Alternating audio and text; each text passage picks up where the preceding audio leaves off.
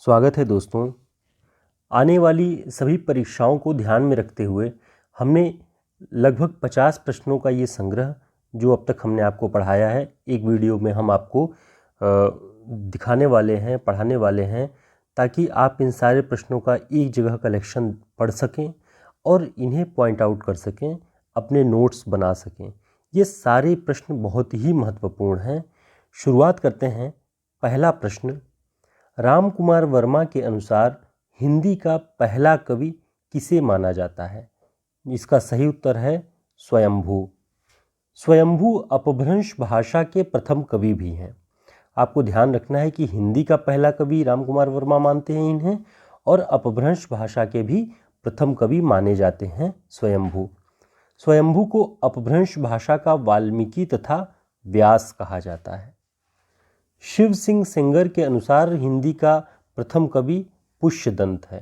राम कुमार वर्मा के अनुसार स्वयंभू और शिव सिंह सेंगर के अनुसार हिंदी का प्रथम कवि पुष्यदंत। पुष्यदंत का समय 10वीं शती में माना जाता है। पुष्यदंत को हिंदी का भवभूति कहा जाता है। अब देखिए कि इन्हें स्वयंभू को अपभ्रंश का वाल्मीकि कहा जा रहा था और पुष्यदंत को हिंदी का भवभूति। आपको ये सारी बातें ध्यान में रख के एक जगह नोट करनी है। राहुल सांकृत्यायन के अनुसार हिंदी का पहला कवि सरहपा है। तो तीन लोगों के अनुसार, तीन साहित्य इतिहासकारों के अनुसार आपको पता चला कि अलग अलग लोगों ने अलग अलग कवियों को हिंदी का प्रथम कवि माना हुआ है। राहुल सांकृत्यायन जी ने सरहपा का समय 769 ईस्वी माना है। सरहपा सिद्धों की परंपरा के कवि हैं। गणपत चंद्र गुप्त के अनुसार हिंदी का पहला कवि शालिभद्र सूरि है। डॉक्टर नगेंद्र के अनुसार हिंदी का पहला कवि जैन आचार्य देवसेन है। देवसेन की जो प्रसिद्ध रचना है वो है श्रावकाचार्य। आचार्य रामचंद्र शुक्ल के अनुसार हिंदी का पहला कवि चंद्रवरदाई है। पृथ्वीराज रासो इनकी रचना है। आचार्य हजारी प्रसाद द्विवेदी के अनुसार हिंदी का पहला कवि अब्दुल रहमान। अब्दुल रहमान की प्रसिद्ध रचना संदेश रासक, जो कि हम सभी जानते हैं। आगे देखते हैं। आचार्य रामचंद्र शुक्ल ने हिंदी की जो पहली कहानी है वो इंदुमती को माना है, जो सन 1900 ईस्वी में प्रकाशित हुई, और इसके कहानीकार थे किशोरीलाल गोस्वामी। बच्चन सिंह के अनुसार हिंदी की पहली कहानी प्रणयिनी परिणय, जो 1887 ईस्वी में प्रकाशित हुई, इसके भी कहानीकार किशोरीलाल गोस्वामी थे। देवी प्रसाद वर्मा के अनुसार पहली कहानी एक टोकरी भर मिट्टी 1901 ईस्वी में प्रकाशित हुई, और इसके कहानीकार थे माधवराव सप्रे। यह कहानी छत्तीसगढ़ मित्र पत्रिका में प्रकाशित हुई थी सन 1901 ईस्वी में। लक्ष्मी नारायण लाल के अनुसार 11 वर्ष का समय, जो सन 1903 ईस्वी में प्रकाशित हुई, और इसके कहानीकार थे आचार्य रामचंद्र शुक्ल। शिल्प विधि के अनुसार लक्ष्मी नारायण लाल जी ने शुक्ल जी की इस कहानी को हिंदी की पहली कहानी माना है। बंग महिला का नाम राजेंद्र बाला घोष था, और हिंदी की पहली कहानी लेखिका महिला यानी लेखिका के रूप में इनका नाम स्वीकार किया जाता है। नागरी प्रचारिणी सभा की स्थापना सन 1893 ईस्वी में काशी में हुई। नागरी प्रचारिणी सभा की स्थापना किसने की? तो श्याम सुंदर दास, राम नारायण मिश्र और शिव कुमार सिंह का नाम इसमें आता है। इन तीनों ने मिलकर के नागरी प्रचारिणी सभा की स्थापना सन 1893 ईस्वी में काशी में की। इंडियन प्रेस द्वारा सन 1900 ईस्वी में सरस्वती पत्रिका का प्रकाशन प्रारंभ किया गया। जब भी परीक्षाओं में पूछे कि सरस्वती पत्रिका का प्रकाशन कब से प्रारंभ हुआ, तो सन 1900 ईस्वी में, और कहाँ से? इंडियन प्रेस से। इस पत्रिका के जो प्रथम संपादक थे वो बाबू श्याम सुंदर दास थे। आचार्य महावीर प्रसाद द्विवेदी सन 1903 ईस्वी में सरस्वती पत्रिका के संपादक बने। खड़ी बोली हिंदी का प्रथम कवि कौन? उनका नाम है श्रीधर पाठक। हिंदी का नहीं, खड़ी बोली हिंदी का प्रथम कवि, यानी आधुनिक दौर में सन 1900 के बाद जब हम इनका नाम लेते हैं, तो इधर कविता आने के बाद तब खड़ी बोली हिंदी का प्रथम कवि श्रीधर पाठक को माना जाता है। आचार्य रामचंद्र शुक्ल ने श्रीधर पाठक को स्वच्छंदतावाद का प्रवर्तक माना है।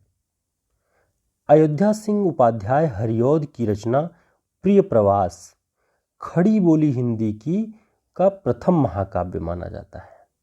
हिंदी का प्रथम महाकाव्य आचार्य रामचंद्र शुक्ल जी ने चंद्रबरदाई के पृथ्वीराज रासो को माना है, लेकिन खड़ी बोली हिंदी का प्रथम महाकाव्य हरिऔध जी का प्रिय प्रवास माना जाता है। इसमें कुल 17 सर्ग हैं। हिंदी कवियों में सबसे अधिक प्रबंध काव्य किसने लिखे हैं?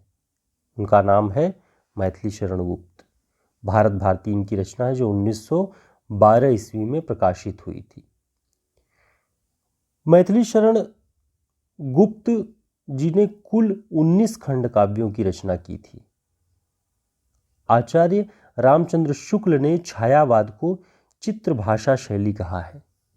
डॉक्टर नगेंद्र ने छायावाद को स्थूल के प्रति सूक्ष्म का विद्रोह माना है। आचार्य भरत मुनि ने रसों की संख्या कितनी मानी है? तो इसका जो सही उत्तर है वह है 8। विभाव के कितने प्रकार होते हैं? विभावों के 2 प्रकार होते हैं, आलंबन और उद्दीपन। भरत मुनि ने अनुभावों के कितने भेद किए हैं? तो 3 भेद किए हैं अनुभावों के, वाचिक, आंगिक और सात्विक। संचारी भावों की कुल संख्या कितनी है? 33। किस रस को रसराज की संज्ञा दी गई है? श्रृंगार रस। मात्रा की दृष्टि से दोहा के ठीक विपरीत कौन सा छंद होता है? तो सोरठा छंद होता है। चौपाई के साथ दोहा रखने की पद्धति को क्या कहते हैं? कड़वक पद्धति कहते हैं। यानी 4-5 चौपाइयों के बाद जब एक दोहे को रखने की जो एक पद्धति होती है, रामचरितमानस में भी आप इसे देखेंगे, तो उसे कड़वक पद्धति कहते हैं। छंद शास्त्र की प्रथम पुस्तक छंद सूत्र थी और इसके रचयिता पिंगल थे। चौपाई छंद में कितनी मात्राएं होती हैं? चौपाई छंद के प्रत्येक चरण में 16-16 मात्राएं होती हैं। अलंकार के कितने भेद होते हैं?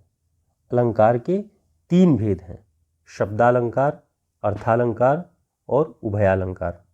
दोस्तों, अगर आपको ये वीडियो अच्छा लगा हो तो लाइक ज़रूर करिएगा और चैनल को सब्सक्राइब भी ज़रूर कर लीजिएगा।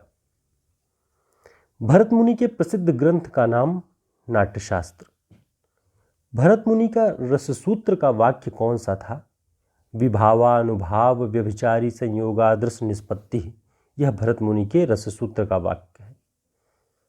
भरत मुनि के रससूत्र के पहले व्याख्याकार के रूप में किसका नाम आता है? भट्ट लोल्लट। भारतीय रस सिद्धांत में साधारणीकरण का सर्वप्रथम प्रयोग किसने किया? तो आचार्य भट्टनायक ने।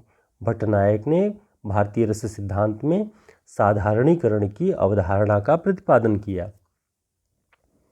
भट्टनायक के साधारणीकरण के सिद्धांत को दर्शक या श्रोता की महत्ता से जोड़ने का विचार आचार्य अभिनवगुप्त ने रखा। भट्टनायक ने रस निष्पत्ति की विवेचना में भावकत्व और भोजकत्व की कल्पना की। जब यह पूछा जाए कि रस निष्पत्ति की विवेचना में भावकत्व और भोजकत्व की कल्पना किसने की, तो भट्टनायक का नाम आपको याद रखना है। आचार्य भामह ने काव्य हेतु के 3 भेद बताए हैं। तो काव्य हेतु के कितने भेद होते हैं? 3 भेद। कौन कौन से? प्रतिभा, व्युत्पत्ति और अभ्यास। आचार्य राजशेखर प्रतिभा के 2 भेद करते हैं, कार्यत्री प्रतिभा और भावित्री प्रतिभा। तो ध्यान रखना है कि काव्य हेतु के संदर्भ में प्रतिभा के 2 भेद, कार्यत्री प्रतिभा और भावित्री प्रतिभा कौन करता है? आचार्य राजशेखर। आचार्य रुद्रट और कुंतक ने भामह की प्रतिभा के स्थान पर शक्ति शब्द का प्रयोग किया। जो यहाँ हमने देखा कि प्रतिभा, व्युत्पत्ति और अभ्यास उन्होंने कहा, तो प्रतिभा के स्थान पर रुद्रट और कुंतक ने शक्ति शब्द का प्रयोग किया। आचार्य वामन ने काव्य हेतु के स्थान पर काव्यांग शब्द का प्रयोग किया हुआ है। तो आपको ध्यान रखना है कि काव्य हेतु की जगह पर काव्यांग शब्द का प्रयोग किसने किया है, तो आचार्य वामन का नाम आपको याद रखना है। उम्मीद है आपको यह वीडियो अच्छा लगा होगा। चैनल को सब्सक्राइब ज़रूर करिएगा। बहुत धन्यवाद।